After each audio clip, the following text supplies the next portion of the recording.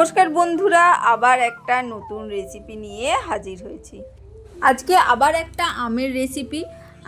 আজকে আমের গোলা বলতে পারো, আচার বলতে পারো, কি বলবো, হজমি, আমের হজমি গুলি বলতে পারো, যা ইচ্ছা বলতে পারো।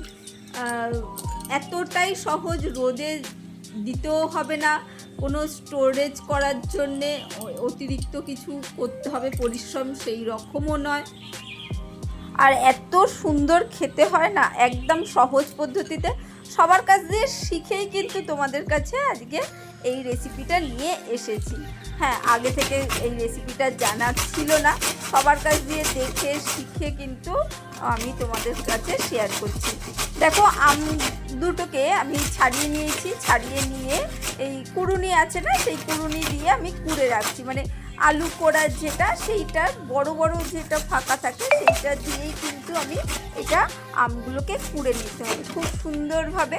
এখন আমি আটিক হয়ে গেছে, তাই খুব সাবধানে কিন্তু আমগুলোকে কুড়ে নিতে হবে। অবশ্যই যারা দেখতে শুরু করে দিয়েছো তারা একটা লাইক দিয়ে কন্টিনিউ করো। আমি জানি আমার বন্ধুরা খুব ভালোবাসে আর খুব সুন্দর করে শেখে এবং তারা ট্রাইও করে, আমি জানি। সেই জন্যই বললাম, খুব ভালো করে একটু দেখে নিও, খুব ভালো করে বোঝানোর অবশ্যই চেষ্টা করব। আম দুটোকে কুড়ে নিয়েছি আর এইখানে আমি দিয়ে দিয়েছি কড়াইয়ের মধ্যে চিনি। এক ফোঁটাও তেল লাগবে না। চিনির সাথে কিছুটা মানে এলাচ দানা বলো, লকুনদানা বলো, যে যেটাই বলো না কেন, সেটা পুজোয় প্রসাদে দেওয়া হয়, সেটাও চিনির মধ্যে ছিল, সেইগুলো সবগুলোই দিয়ে দিয়েছি। আর কড়াটা যেহেতু গরম ছিল, তাই সঙ্গে সঙ্গে দিতে দিতেই একটু আটকে গেছে। একটু জল দিয়ে দিয়েছি, অল্প একটু জল দিয়ে চিনিটাকে গুলিয়ে নিতে হবে। এটা কোনো অসুবিধে নেই, হালকা করে আস্তে আস্তে চিনিটা কিন্তু আস্তে আস্তে গুলে যাবে। অল্প সামান্যই জল দিয়েছি, দেখেছো, জল দিলেই এটা আস্তে আস্তে কিন্তু পাতলা হয়ে যাবে। সামান্যই জল দিতে হবে, খুব বেশি জল আমি কিন্তু এখানে ইউজ করব না। দেখো, আস্তে আস্তে নাড়াচাড়া করতে করতে কিন্তু চিনিটা একটু ছেড়ে যাচ্ছে। আমি যেহেতু আগে থেকে গ্যাসটা জ্বেলে দিয়েছিলাম, ওই সবসময় তাড়াহুড়ো, সবসময় সব কিছু সামলে ভিডিও করাটা তো একটা চাপেরই ব্যাপার না। সারা দিন সংসারের কাজ করা, এমনি রান্না করা, তারপরে ভিডিওর জন্যে একটু রান্না করতে একটু তো টাইম লাগে, তাই সব সময় তাড়াহুড়ো করি যথারীতি। সেই জন্যেই এটা মানে কড়াটা গরম হয়ে গেছিলো, চিনিগুলো যথারীতি আটকে গেছে। চলো, একটু জল দিয়ে একটু পাতলা করে নিয়েছি আস্তে আস্তে। এবার একদম লো ফ্লেমে একটু নাড়াচাড়া করছি। চিনিটা দেখতেই পাচ্ছ গুলে গেছে। আর এখানে একটা তেজপাতা ছিঁড়ে দিয়ে দিয়েছি। এই এলাচ দানা বলো, নকুনদানা বলো, যেটাই বলো না কেন, সেটা আস্তে আস্তে কিন্তু গলে যাবে। এখানে কুড়ে রাখা আম দুটো কে আমি দিয়ে দিয়েছি। আম কিন্তু কুড়েই ব্যবহার করবে, পেস্ট করে নয়। ঠিক করে একটু শিখে নাও ভালো করে। আমের রস সমেতই আমি কিন্তু দিয়েছি, আমের রসটা কিন্তু আমি ফেলিনি, কারণ এই আমগুলো এখন খুব বেশি টক সেই রকম নয়। পাকা আমের আম তো, কাঁচা রয়েছে ঠিক আছে, টক কিন্তু খুব বেশি টক কিন্তু নয়।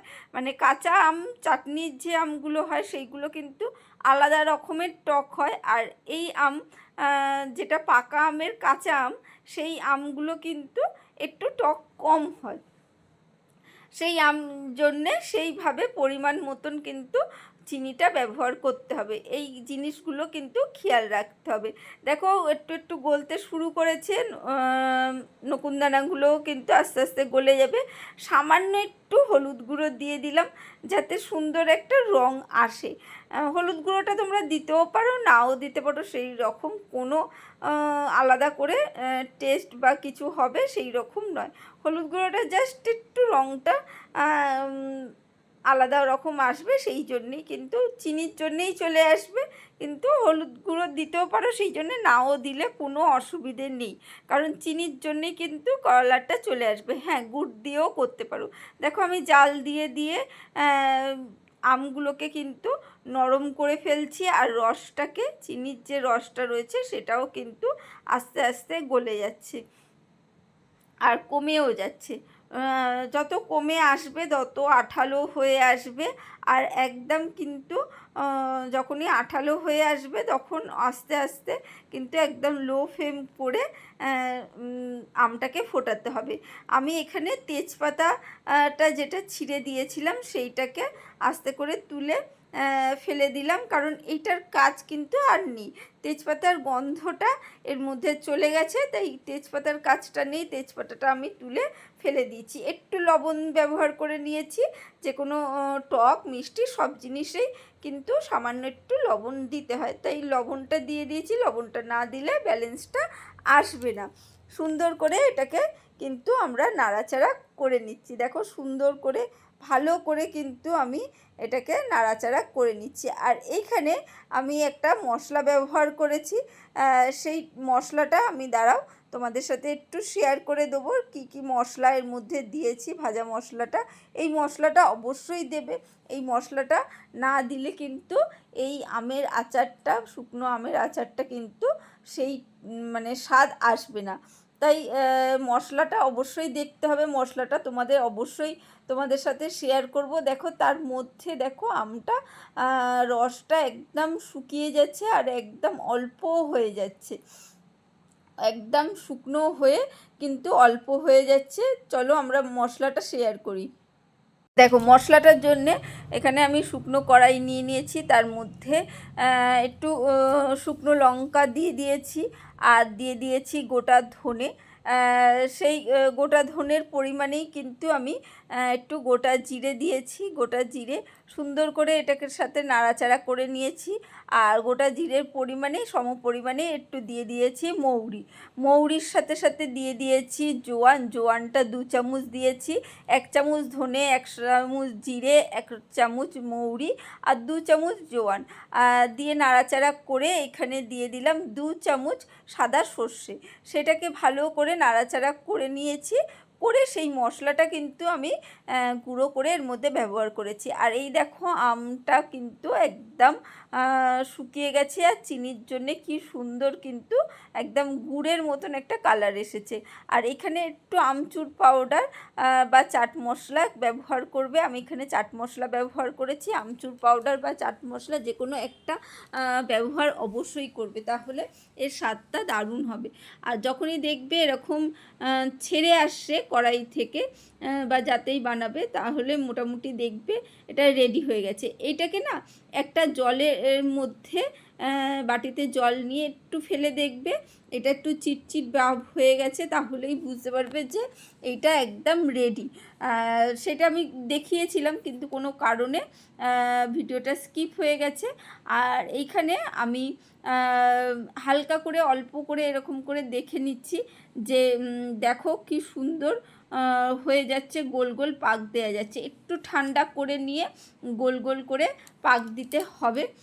বেশি ঠান্ডা করলে কি হবে, মানে গোল করতে অসুবিধে হয়ে যাবে। তাই একটু হালকা গরম থাকতে থাকতে নাড়ু টাড়ু যেরকম পাক দেয় সেই রকম কিন্তু হালকা গরম থাকতে থাকতে পাক দিতে হবে। অল্প অল্প করে নিয়ে আমি ছোট ছোট করে বল করে রাখছি, কারণ যত ছোট ছোট হবে খেতে ভালো লাগবে। আর মানে এই সময় গরমের দুপুরে কিন্তু এইভাবে এই গোলাগুলো বলো বলগুলো বলো যদি মানে খাও বেশ ভালো লাগবে। আমি গোল গোল করে একটু এই আমচুর চাট মশলার গুঁড়ো কিন্তু মাখিয়ে নিচ্ছি। তোমরা এইটার মধ্যে যে মশলাটা আমি রেডি করেছি সেই মশলাটাও কিন্তু এইভাবে পাকিয়ে পাকিয়ে কিন্তু নিয়ে নিতে পারো। আর এটাকে পাকিয়ে নিয়ে এটা কিন্তু একটু ফ্রিজে রেখে দিতে হবে, তাহলে কিন্তু ভালো থাকবে। আর না হলে কিন্তু এরকম গোল গোল থাকবে না, মানে গরমে থাকলে কিন্তু এটা গলে যাবে, যেহেতু চিনি দিয়ে করা রয়েছে সেটা কিন্তু গলে গলে যাবে। তাই অবশ্যই আমচুর পাউডার হোক চাট মশলার গুঁড়ো হোক দিয়ে এইভাবে ওপর থেকে পাকিয়ে নেবে, বা যে মশলাটা রেডি করা হয়েছে সেই মশলাটাও দিয়ে কিন্তু গোল গোল পাকিয়ে নিতে পারবে। দুপুরবেলায় কিন্তু খাওয়া দাওয়ার পরে বা খাওয়া দাওয়ার পর দুপুরবেলায় যখন বসে থাকা হয় তখন কিন্তু এটা একটা মুখে দিয়ে বেশ অনেক অনেকক্ষণ কিন্তু বেশ মানে ভালো লাগবে, মানে কাজ করতে কিন্তু বেশ ভালো লাগবে। তাই অবশ্যই এই তেল ছাড়া এই আচার বা গুলি যেটাই বলো না কেন সেটা ট্রাই করো। ভালো লাগলে লাইক কমেন্ট শেয়ার করো। আজকের জন্যে টাটা, বাই বাই। আবার দেখা হবে অন্য কোনো দিন অন্য কোনো রেসিপিতে।